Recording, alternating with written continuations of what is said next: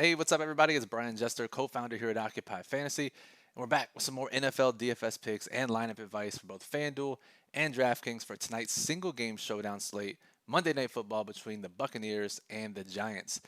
In this video, we're going to talk about some top plays for both FanDuel and DraftKings, lineup strategies for both low-risk and high-risk contests, just some general tips and advice on how to get you to the top of your contest leaderboards. Before we get started, though, go ahead and click the subscribe button below. That way you're notified when all of our videos are released here on YouTube. We're this close to 2,000 subscribers. It's been quite the journey this year. So go ahead and click that subscribe button. We're going to do some type of giveaway for 2,000 subscribers. So the sooner we get there, the sooner you'll be able to get entered into that giveaway. Give us a thumbs up if you like this video. And then any questions you have about this slate, you can always hop in our Discord channel. Links in the description below. Or you can just comment here on YouTube, and we'll get back to you before the slate locks at 8 p.m. Eastern tonight. So, Buccaneers, Giants, kind of similar to last night's single game showdown slate if you played it, the Eagles and the Cowboys, where we have one team that's a pretty big favorite. As of the time of this recording, Monday morning, the Buccaneers are 11.5-point favorites, total of 45.5 points. So, most people, betting markets included, DFS players included, are expecting the Buccaneers to win this game handily. And depending on which site we play on, regardless of which site, we're going to see Tampa Bay heavy lineups. But depending on which site we play is going to determine how those lineups are built. So we got to think about how we look at our low risk lineups and how we can differentiate in our high risk lineups.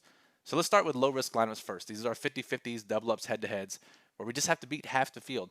And if you've read our Showdown Guide ebook, the captain spot, 15 chapters of back-tested research. We put a bunch of data on how to beat Showdown contests. OccupyFantasy.com is where you can get that. In the low-risk section, the low-risk chapter, we talk about trying to get 2 quarterbacks, 2 running backs to try to lock up all of the scoring. Now, tonight, to get that high floor approach, we can't necessarily do that because we have a split backfield in Tampa Bay, and we probably have a bit of a split backfield for the Giants. So if we look for Tampa Bay, Ronald Jones was crushing for the 3 weeks that Leonard Fournette was out. Over 100 yards in each game, total 2 touchdowns. Leonard Fournette returned last week, and he actually out-touched Ronald Jones 17-13, played more snaps. So as we see, Ronald Jones is 8,800 on DraftKings. Fournette priced all the way down to 6,200, and Fournette is playing in passing down situations. So while Ronald Jones may get a touchdown or two, or even get more work, Fournette is the better low-risk play because he's cheaper, $2,600 cheaper, in fact, and he's going to get more passing work. So at least get a few receptions, rack up those PPR points. If we look over on FanDuel, similar pricing dynamic. Ronald Jones, 13,000, Leonard Fournette, 10,000. As a result, in all contest types, we're going to see Leonard Fournette more popular than Ronald Jones. You know, everyone's going to look at the game log last week and see that and say, why is Leonard Fournette priced $3,000 less than Ronald Jones? So as a result, for low risk contests, popularity plus a higher floor makes Fournette the preferred play for the Tampa Bay backfield. And then if we look at the Giants backfield, Devontae Freeman is out. He was doing pretty well, all things considered. I thought he was washed up. He at least looked okay. But now he's out for tonight. And Wayne Gallman handled 15 of the 18 touches after Freeman left the last game. Deion Lewis just handled 3 touches. So if we look here, Wayne Gallman priced super affordably for a lead back role at 5,200. Now, granted, they're 11.5-point underdogs. There's a chance that they get down the second half and Deion Lewis is the primary passing down back. But assuming the game stays relatively close and Gallman's their red zone back, he's priced pretty affordably at 5,200. Deion Lewis at 1,200 makes for an interesting play in high-risk contests, but right now we're just talking about low-risk contests.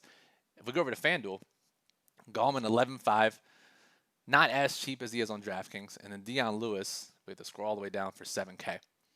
So let's just think about, we want 2 quarterbacks, 2 running backs in our low-risk lineups, try to lock up all the scoring. If we put in Tom Brady, Daniel Jones, Wayne Gallman, and then we like Leonard Fournette as the cheaper of the 2 Tampa Bay running backs, that leaves us with 7,000 left per player. That's very reasonable and affordable, and that's something we can do.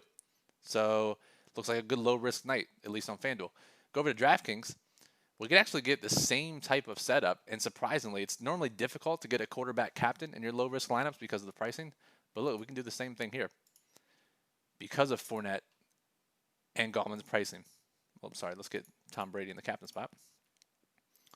Yeah, $5,700 left per player. Very easy to get some value plays in there.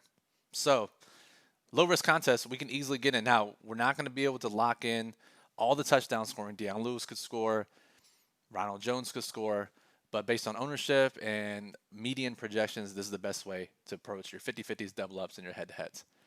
And that's probably where you want most of your allocation tonight with such a big spread. In high risk contests, everyone's going to play, and when we say high risk, exponential payouts, leagues, GPP, satellites, where top 1% gets paid a lot more than top 2%, all the way down to the top 20%.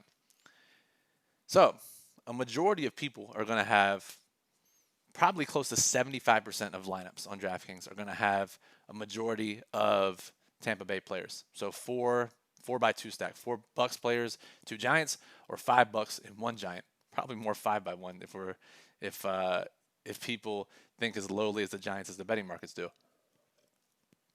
So Tom Brady's going to be probably the most popular captain. So a lot of people are going to start something like this and then fill in some value plays, and it's going to be a 5 by 1 or 4 by 2 stack. On FanDuel, most people are going to do this. Tom Brady, Mike Evans, and because of the values in Leonard Fournette, Rob Gronkowski, Tyler Johnson, because Chris Godwin is out tonight, Tyler Johnson should be their wide receiver 3. A lot of people are going to start like this and fill in with one random Giants player. So what do? If you think this game is a blowout, very possible, like 50% chance according to the betting markets, you can build Tampa Bay heavy lineups but get different. So that's using different captains.